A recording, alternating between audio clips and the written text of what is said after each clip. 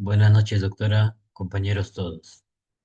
En esta oportunidad les voy a exponer sobre mi proyecto final que trata sobre la gestación subrogada en el Perú y sus implicaciones legales y sociales. Como primer punto tenemos de introducción. La gestación subrogada es una técnica de reproducción asistida donde una mujer gesta un embrión para entregarlo a terceros, que vienen a ser los padres intencionales. En el Perú, esta práctica no está regulada, lo cual genera incertidumbre jurídica, conflictos civiles y vulneración de los derechos fundamentales sobre todo. Este proyecto busca analizar esta situación desde el derecho civil, proponiendo acciones estatales y recomendaciones legislativas. En el segundo punto tenemos el objetivo general y específico. ¿Qué nos dice el objetivo general? Es analizar las implicaciones legales y sociales de la gestación subrogada desde distintas ramas del derecho. Y los objetivos específicos consideraron examinar vacíos normativos, evaluar el rol del Estado, que considerado al MINSA, al Ministerio de Justicia y Derechos Humanos y el Congreso. También he considerado comparar una normativa internacional y por último proponer recomendaciones de política pública y regulación legal. En el marco normativo he considerado los tres derechos, constitucional, penal y civil. En constitucional, he considerado el derecho a fundar una familia, que está regulado en el artículo 4, también la dignidad humana, que está regulada en el artículo 1, y sobre todo el interés superior del niño, reconocido jurisprudencialmente. En el penal he considerado riesgo de trata de personas y el tráfico de menores. Y en el derecho civil, la afiliación basada en el parto, artículo 361 del Código Civil. También he considerado los padres intencionales no reconocidos automáticamente y por último, los contratos de subrogación podrían ser nulos según el artículo 6. En el punto número 4 tenemos el panorama internacional en una comparativa. ¿Qué nos dice el Tribunal Europeo de Derechos Humanos? El caso Meneson versus Francia 2014. No reconocer la filiación viola la vida familiar. ¿Qué nos dice la Corte Interamericana de Derechos Humanos? En opinión OC 24/7 nos dice el reconocimiento del pluralismo familiar. ¿Qué nos dice la OMS y UNESCO? Piden regulación para evitar turismo reproductivo y explotación de mujeres. En el punto número 5 tenemos la matriz de acciones estatales.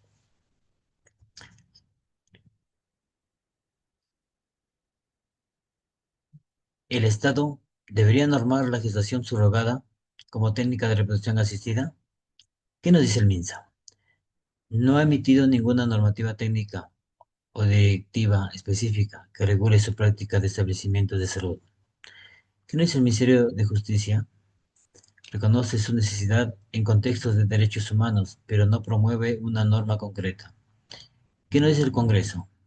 Hasta 2025 no ha aprobado ninguna ley que regule integralmente esa práctica, aunque hay proyectos presentados sin dictamen favorable. ¿El Estado debería garantizar los derechos del menor nacido por subrogación? ¿Qué no es el MINSA? No existen protocolos médicos sobre la filiación del recién nacido y seguimiento postnatal diferenciado. ¿Qué no es el Ministerio de Justicia? No se reconoce expresamente al menor en esa situación como sujeto de protección reforzada. ¿Qué es el Congreso? No ha legislado el reconocimiento automático de filiación de los padres intencionales. El Estado debería capacitar a los operadores de salud y justicia sobre gestación surrogada. ¿Qué no es el MINSA? No hay programas oficiales de capacitación para personal médico respecto a aspectos éticos y legales. ¿Qué no es el Ministerio de Justicia? Ausencia de talleres o campañas dirigidas a jueces o fiscales sobre esa temática. Y el Congreso nos dice, no hay normativa que ordene la formación personal legislativo o administrativo en esa materia. Otro punto vemos, el Estado debería reconocer jurídicamente los contratos de subrogación altruista bajo principios éticos, que no es el MINSA. No emiten opinión técnica sobre la viabilidad sanitaria de estos acuerdos.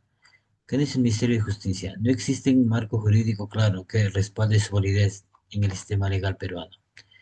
Y por último, con eso nos dice que ninguna ley ha sido aprobada que regule o prohíba expresamente los contratos de subrogación altruista o comercial. Otro punto tenemos, el Estado debería crear un registro nacional de nacimientos por gestación subrogada, que no es el MINSA. No existe sistema de reporte o estadística sanitaria sobre nacimientos por esa técnica. Bien, ¿qué no es el Ministerio de Justicia? El RENIEC no tiene una categoría específica ni proceso para inscribir nacimientos en estos casos. ¿Qué no es el Congreso? No hay mandato legislativo para crear este tipo de registro. En esos tres sectores, tanto el MINSA como el Ministerio de Justicia y el Congreso, ninguna entidad ha emitido normas claras. 6. Tenemos las consideraciones éticas y sociales. Perspectiva de género. Riesgo de explotación si no hay regulación. Justicia reproductiva. Garantizar acceso equitativo sin discriminación. También tenemos la autonomía corporal de la mujer gestante. Protección del menor como sujeto de derechos, como la identidad, nacionalidad y filiación. En el séptimo punto tenemos las conclusiones. La gestación subrogada en el Perú se encuentra en un vacío normativo que genera inseguridad jurídica, tanto para los padres intencionales como para las gestantes y los menores nacidos bajo esta modalidad. Otro punto tenemos la falta de regulación, vulnera derechos constitucionales, como el de fundar una familia, el principio de dignidad humana y el interés superior del niño. Otro punto tenemos las entidades competentes de salud, Ministerio de Justicia y el Congreso no han desarrollado políticas públicas claras ni emitido normas que regulen adecuadamente esa técnica reproductiva. Otro punto, en el plano civil, la afiliación basada exclusivamente en el parto no responde a la realidad de la gestación subrogada, lo que deja a los niños sin reconocimiento legal inmediato de sus padres intencionales.